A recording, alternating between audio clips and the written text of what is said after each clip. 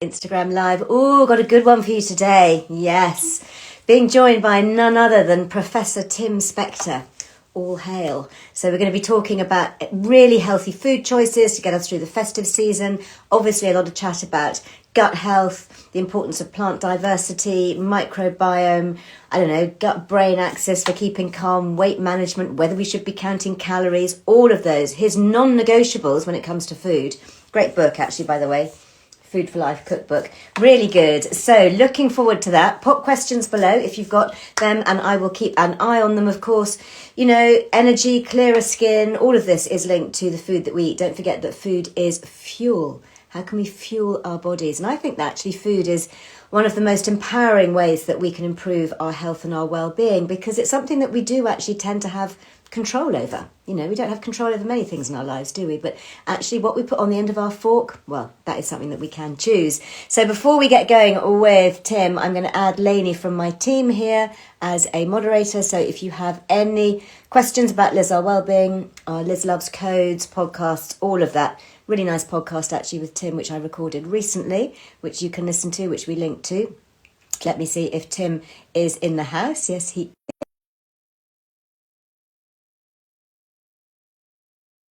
time to join us all today. So let's hope that these connections work well. So as I say, his latest book is the cookbook, Food for Life cookbook. This sits in pride of place in my kitchen. Hello, Tim. Hello, sorry I'm late. You're not late. You're not late for class. You're bang on time. How are you? Marvellous, marvellous. Nice to see you. Yeah, you too. I should think you are marvellous. I mean, how successful is this already? Yeah, yeah. No, it's amazed even me. I mean, I never thought I'd be, promoting a cookbook or doing a cookbook or doing live cooking even a couple of years ago. So its success is amazing, but it just shows really that everything's coming together. Yeah. People want to learn about healthy food in very practical ways, though. So, Yes. you know, That's the great thing. I mean, there are so many cookbooks on the market, but actually the things that you put in here, you know, I'm actually making changes. One of the things that that we'll talk about is adding miso to all sorts of things. Such a yeah, simple no, hack, isn't it? How great is that? yeah, exactly. I've got rid of my stock cubes, and I just keep a big jar of miso in the fridge, and I just think it's actually a much more interesting flavour. So, and you swap throwing away an ultra processed product, and you're getting something healthy in there, and that's Yeah. adding interest to a lot of dishes. So, lots of little swaps that having having worked on for the last year, I've made changes as well to my diet. So it just shows that we could all keep improving. It's not like this is something that's fixed in time. You can Yeah. teach an old dog new tricks. Well, you know, you have been around the block a bit for a long time. I was actually looking back at some old archive pictures of us. I think you came to my studios for the podcast we did. And I mean, that's something like 6 years ago. So, you know, this is a drum that you've been banging for a long time, isn't it? It is. Yeah, I mean, really, since about for at least 10 years, I've been out there trying to promote fermented foods, trying to, tell people about your ultra processed foods, plant-based eating, all these kind of things. But luckily, the science has continued to accumulate. Mm. And now I'm not the only one out there talking about it, which really helps as well. So people are hearing it from multiple sources, and that way they're more likely to believe it rather than think you're just some lone nutter who's out there, trying to pitch their own products, which Yeah, sure. is Okay, so listen, for those who aren't aware of Tim's illustrious background, you know, you didn't just leap into gut health and Zoe and all those amazing things. Do you want to give us a quick 101 rundown of your resume? You know, how did you start, your medical background, all your epigenetics and your twins research? Because that's so fascinating, I think, as the kind of underpinning of everything that you're doing now. yeah. So I trained in medicine ages ago and ended up being a consultant rheumatologist at St Thomas's Hospital. But I took time out to do a master's in epidemiology. I did my thesis in epidemiology. It was actually on hormones and female hormones and arthritis and HRT and things, before it was really sort of Yeah, cool. yeah. And then I set up a twin, the largest twin registry in the country, we're looking at 15,000 twins. That was 30 years ago. I then sort of taught myself genetics, taught myself epigenetics, and then I sort of reached a point about 2011 when I sort of got a bit disenchanted with where genetics was going, thinking it wasn't the solution to all our problems that I'd hoped. Yeah. And it was a bit of a dull message to say you can only blame your parents. It's not very helpful, is it, nothing, really? well, there's sort of not much you can do about it. And so, Yeah. and that's really when I discovered the gut microbiome and how it was different in identical twins. And for me, that was a sort of aha moment that also coincided the same year as I had a bit of a health scare. And those two things combined said gut health, nutrition really are the future. They're the most exciting area of science, and that nobody's really doing it properly. And, we really could make massive changes to the world's health if we get it right. So that really motivated me from this rather strange career, as you said. So, and of course, each time you change in especially in academia, no one likes you, because you're the outsider. You haven't done all the hard work. Yeah, You but just come you in bring and a fresh insight, don't you? You bring a different perspective because you're coming from a different kind of health silo. Well, that's exactly right. And that, medicine and science is very siloed. And I think we need to break that mold and allow people to cross specialties and departments. And this should be part of our education system much more, and university and things. People should dabble in all this stuff because everything is connected. And the idea that you learn medicine and, medicine, the mouth and dentistry is completely different to the rest of medicine is madness, and why the brain is completely different to the rest of the body, and that's treated differently. That's centuries old madness that we need to change. So we should all be much more holistic in all our views of this thing, and the specialists also need to come out of their little cubby holes where they're very happy. Well, they're comfortable, aren't move. they? Yeah, very. Talking to a neurologist about, or a psychiatrist about the gut-brain axis and looking after your gut microbes, or having a conversation about the impact of hormones in the brain, it's going to be challenging because they haven't been trained in that, and you're kind of threatening their position up there as an expert by giving them information that they're totally unaware of. Yeah, and in many cases, they're being educated by their parents, not the parents, by their patients, grassroots upwards. No, and nutrition was also another silo that was completely separate from anyone in the medical profession. So this is, and that really still hasn't changed, even since when I was doing medicine. They only get a few hours training in this, and it's mainly around, how to avoid scurvy and learning some really stupid biochemical pathways like the Krebs cycle by heart. But being unable to deal with someone with obesity and give them any advice when they've qualified. So, again, these silos, we should be much more open to moving around, dabbling a bit in these ones, and without the stigma. But everything is success in academia is all about being a really tight specialist, only doing that work, and that's the only way you can win a Nobel Prize. And then you get, a knighthood or whatever, and you move up the ladder because you're an expert in minutiae, and that's what you did. That's why people like me are very rare. They've got to be very thick-skinned because you get a lot of unhelpful signaling from your colleagues when you start. After a few years, you're accepted, but when you start, it's you're definitely the outsider. Yeah. Well, let us talk helpful tips for people who do want to change and who do want to change their health and can change it with food. Let's start at the very beginning. Where is somebody going to start? What would your starting point be for somebody who's watching this thinking, all sounds great, but there's so much information. I've got information overload, overwhelm. I don't know what to do. Where do I start? Well, you've got to want to change in the first place. So we're assuming that there is a reason they don't feel good on what they're doing. So, but if you don't get the motivation right, nothing else really follows. So, I think what I would say to people is do an experiment first. Try and completely change your diet for a couple of weeks, and see how you feel just by changing the quality of your food. So, I'd ask people, well, I mean, it's sort of what I did in a way, but it would be like, okay, cut out meat from your simple things, right? For 2 weeks, don't have You can't cut for out two, meat. two Cut out. weeks. Okay, well, cut out processed meat for Well, sure. I would. I'm just saying how I would start. I'm not saying Okay. they should continue, but you asked me how you kickstart this, Okay. right? So we're thinking about the new year because people are probably thinking I've already ordered my Yeah. turkey. So in the new year, so the Yeah. whole thing about is can by manipulating the quality of your food and the timing of your food, Yeah. does that make you feel better? And then would that motivate you to then go on and Yeah. Yeah. do the full thing, do the Zoe test, Yeah. change your diet completely, whatever.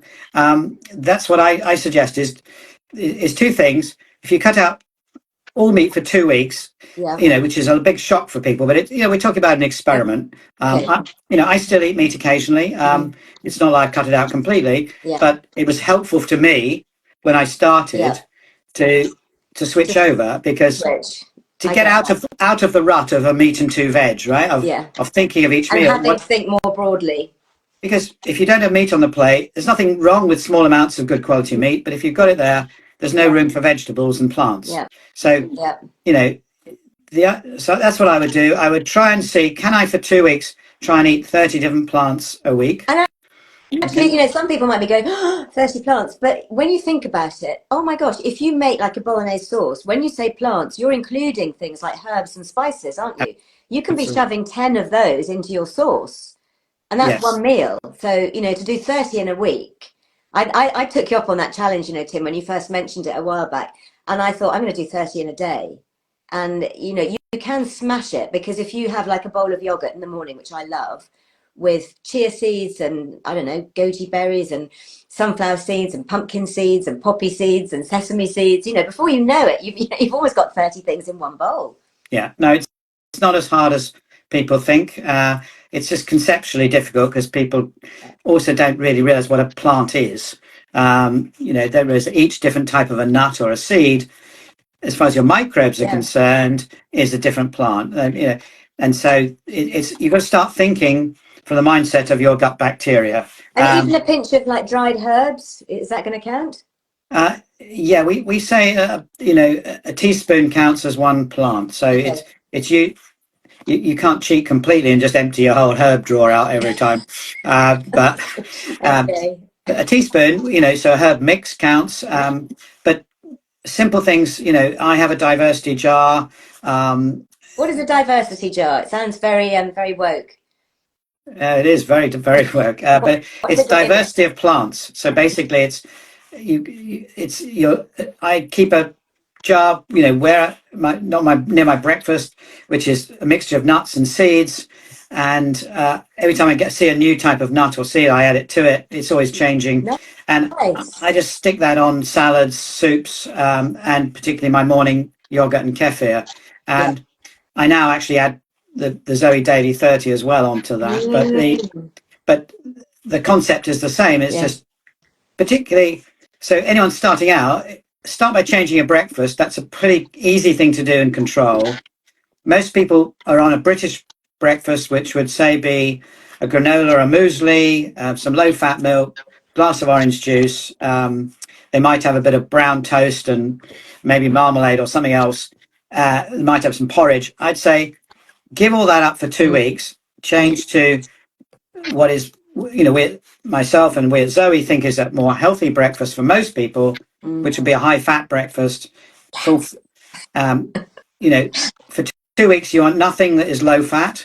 You want nothing that has Yes. additives in it. Nothing So that you're says low calorie. eggs, for example, and Greek yogurt, those lovely high-fat foods. Absolutely, yes. That's the pendulum's swung completely, and I think I was looking at some surveys, and apparently low-fat yogurts are getting less popular in supermarkets now. Except in the under 30s, they still believe in them, and they're going for the high protein, low fat yogurts, whereas everyone over 50 has really switched massively and are moving to full fat. I'm So sitting here in my study, and actually, if I just reach behind me, this is the first book that I wrote 34 years ago, and it's called Vital Oils, and it's all about high fat foods. And I was nearly sued by a low-fat margarine manufacturer who shall remain nameless, but I can tell you offline sometime, for Through daring to Flora. suggest, well, there was a sunflower involved somewhere, for daring to suggest that low fat was damaging our health, and that we needed to get rid of artificial trans fats and hydrogenated fats and all of that. So I'm really delighted that you and people like you are coming out and saying this is true. We mustn't fear fat. Why do you think people are so fearful of fat? Decades of brainwashing by the industry, Yeah. helped by influencers and academics in their pay. It's as simple as that, really. Oh my gosh, you're very bold, aren't you? Which is really good, because we need people like you who stand up and say these things because they're true. Well, they are true, and the switch. I mean, I don't think it happened initially deliberately. Yeah. I think there was this general view that there was something wrong with high fatty foods and that they were causing problems, and then they compounded the problem by making these artificial fats, these trans fats, which might have actually killed millions of people through heart disease over time. But 20 years ago we should have got rid of this. When you wrote your book, then there should have been no more of these artificial fats replacing natural good fats, and we should have been extolling this country the virtues of extra virgin olive oil, not fighting it because the local manufacturers made these fake oils much cheaper, and they were making more money out of it. So there's a whole thing about, anyway, don't believe anybody who says low fat foods are good for you. They're highly processed and they've always got other rubbish in them that are far worse for you than anything they're trying to replace. And it's a sign that they're just trying to save money as well. So this 2-week test period is all about just add more stuff to your plate, things that you wouldn't normally eat, see how you feel, and just listen to your body. So if you change your breakfast to something that's low carb, it suits not everybody, but people, it may suit you, and it may result in you not being as hungry 3 hours later. For me, improving your mood and energy. When people do the Zoe program diet, which is a more structured way of doing this, the first thing they notice is that energy and mood improves. So before any weight loss or anything else like that, that's what you'll notice. So, but then when you've anyone got out there and you're in a better mood, you don't want to comfort eat, do you? So it's a self-fulfilling prophecy. If you get that right, it is. The rest will follow. But we're not used to. Doctors never ask you about your energy levels, and we're not used to asking ourselves about energy levels. So, I think this is anyone out there thinking about changing their diet. I think this is really important to just say, okay, this is what I've had for the last 20 years. I'm so used to it, I don't even think about it. It's just a mindless thing I eat. Do the experiment, have something completely different, which could be, skipping breakfast, for example, that you might feel better or worse. You might feel better or worse. I mean, what do you think as an expert about the time restricted eating? And is there the perfect window? I try and do a 12-hour, sometimes 14-hour overnight fast before I have my first mouthful. Do you think that's a good thing? Yes, if it suits you, it's a really good thing. And all the data, the meta-analyses of lots of small studies now convincingly shows that it's good for your metabolism, and that it can help with a small degree of weight loss, keep weight off, but importantly, good for reducing hunger levels and improving your general metabolism. So 12 to 14 hours is not too excessive. It's therefore easy to continue that for years rather than just for a few weeks, which is the point of it. And even if you don't do it every day, if you can do it for 5 days a week, have 2 days when social occasions come in and all this stuff, and or someone offers you a fantastic hotel breakfast or something, you're able to break that without disrupting everything. I think that's what we really want to propose to people. So yes, I don't think extreme fasts, I wouldn't recommend those. And but this is essentially making you eat mindfully, because by having a cut-off saying I'm not going to eat anything after 9 p.m, which is probably what you do, that stops you having that late night snack, which we've done studies with Zoe in about 100,000 people showing that late night snack is the worst thing you can do. And interesting. Okay. no late night snacking, guys. Step away from the fridge. Like, put a timer on your phone. Once that buzzes, that's it. Game over. Yeah. Nothing more. So they're the things. And the other thing I'm really keen on is people eating more fermented foods. And the Yes. cookbook is full of little Perfect. tips on how Yeah. you can actually get more fermented foods into your diet. Mm-hmm. And, we found novel ways of putting them into all kinds of dishes that I had, before we started thinking about it, I hadn't even crossed my mind to put them in. You're mixing it in with beans. You can mix them in with mashed potato. You mix it in with salads. You can pretty much add, krauts and kimchis and That's kefirs to all kinds of things. everything. A splash of kefir. I put in kind of most things, to be honest. Exactly. We used to use, double cream or something, and I'll mix it. I'll have cream and kefir mixed together. I love it. But suddenly you got, I'm not claiming double cream is healthy for you, just because it's a fat, but by having a fermented version of it, it can be really helpful for you. And the evidence behind fermented foods, if you get, several portions a day, being healthy is increasing all the time. So these are. And you don't need much, do you? I read somewhere that there's something like 1 billion beneficial bacteria in a teaspoon of kimchi. Yes. And it's quite staggering how powerful these things are. And we don't need much, do we? Is it more that we need it consistently rather than blasting ourselves like once a week with a massive dose of sauerkraut? Yes, exactly. As it is, small portions of different ones every day is the ideal, and you don't have to have a lot at all. So a little shot, if you're late going for work, just swigging a shot of liquid kefir as you go out the door, just adding a tablespoon of sauerkraut or kimchi when you're having your cheese. If you don't like it, some people find it a bit too sour. You can add it to cream cheese or cottage cheese, and that makes it nice. A little bit of kimchi stirred into cottage cheese. Fantastic. Yeah, exactly. So there are lots of little tricks you can use. As long as you don't cook it, then it's still alive and it's still doing you good. So all these little tips about, and that's why the cookbook's got, is whenever we could, there's an excuse to put fermented food in there. Even what's that one? Here, you got some miso in the risotto, and then a really nice tempeh crumble that you talk about, which can go on top.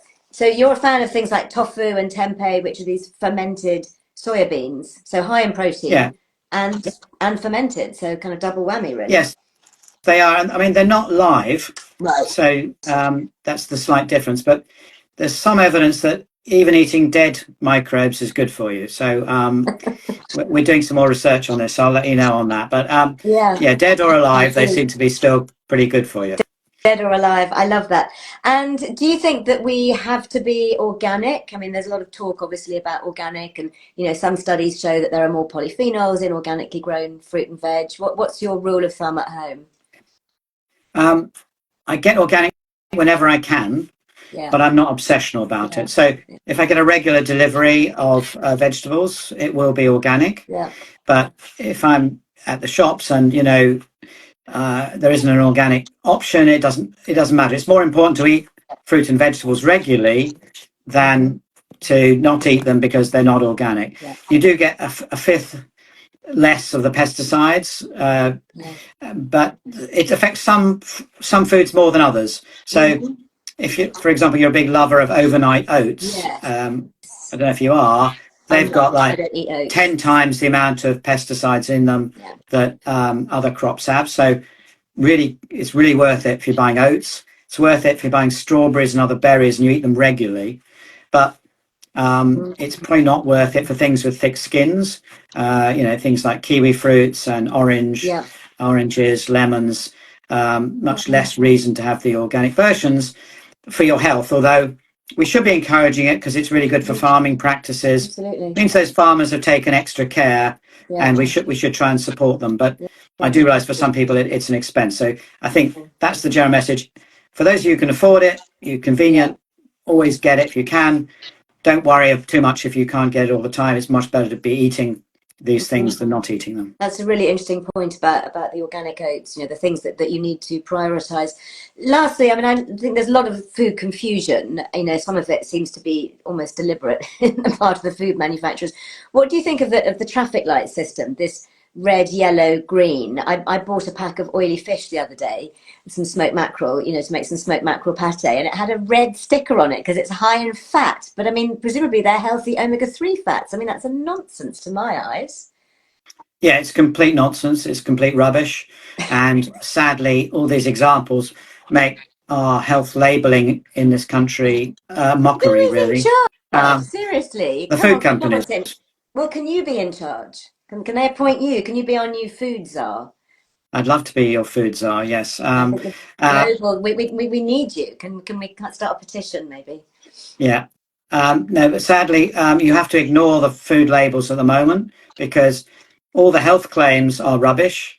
They're not complete nonsense, and the traffic light system is like from 30 years old research that's Yeah. now outdated, Yeah. and you need a microscope to see what you really need. Is does it have fiber? What about all? Is it ultra processed? That they don't tell you that. But hopefully next year, Zoe's going to come out with an app that's going to really tell you about all these things on the food. So you won't need to be brainwashed by these labels, which are basically just advertising. I think that's what you need to think of when you go to the supermarket. You see labels on food, even if it's a health label, a traffic light. It is just advertising, and should be treated with the same cynicism. It drives me mad. Going around the supermarket is one of the easiest ways to raise my blood pressure. And, and also for those on limited budgets, all the deals are on the ultra processed rubbish. It's buy, 2 cakes and we'll give you a third one free. It's like, why can't they do that on a bit of broccoli? And no Apple ever has a health claim on it, does it? You notice that? It's like, there's so true. There's some rule that's unfair competition for ultra processed foods. They did. But yeah, it should be wrappings. But Tim, we're going to have to wrap it up. Talking of wrappings, I was just getting started. I know. Will you come back and can we have another rant? Absolutely. I love getting on my soapbox with you. It's but it's so important, and I do think that these messages are getting out there, and with things like Zoe and things like your great book, it is making a difference. So we are winning. I think we're turning the corner, and the pressure is building on the industry and on government. And I'm if everyone keeps pushing and keeps telling their supermarket what to stock, we can really make a difference. I think that's important. And go to your local school, and if you've got kids or grandkids, get them to be eating decent food. I think that's where it all starts. That is so true. Listen, if I don't see you before, have a fantastic Christmas. I imagine there's going to be lots of miso on your Christmas table. Yes, fighting miso and miso versus other things my kids like, but we'll see. Yeah. Well, I've got extra kefir for my Christmas pudding. That's going to be lavished on. Thank you so much for your time today. Bye, everybody. Great to see you. Take care. Bye now. Bye. You just have to click off there. Absolutely brilliant, as always. So thought-provoking, and I do love a serious academic who's not afraid to tell it how it is and take on some of the big guys. So just to recap, Tim's book, The Food for Life cookbook, really good. Great way to get started in the new year. And I did record a podcast. Interestingly enough, given Tim's views on long-term fasting, I was at the Booking a Will and Me clinic in Marbella when we spoke, and I was just coming to the end of a 10-day fast. So we had quite a spirited conversation about that, because it is something that I'm a fan of, if you can do it under supervision. And anyway, I can talk more about that another time, but you will find that great podcast episode in the Liz Earle Wellbeing Show archive. So just go to there, just search Tim Spector and he will pop up. Well, next Tuesday, we're going to be continuing the foodie theme with friends of Liz Earle Wellbeing, because I'm going to be joined by Melissa Hemsley, and we're going to be sharing some really nourishing winter lunch ideas. And I don't know if you've seen her book, absolutely great, on simple, low-cost, nourishing food for the whole family. Absolutely brilliant, and she's such a gem. I'm really looking forward to having a chat with her. So I hope that you'll be back to join us. That is just about it. More tips, of course, on beating the bloat were discussed here on Tuesday, when we talked about the immunity. Really good little prebiotic powder there to feed all those beneficial gut bugs that Tim was talking about earlier. So don't forget, you can use your Liz Loves code on that, as you can on so many other things. And I look forward to seeing you back here on Tuesday. In the meantime, have a great run up to the weekend, and Lots of hearts back to you. Thanks for all your hearts and your waves. Bye bye.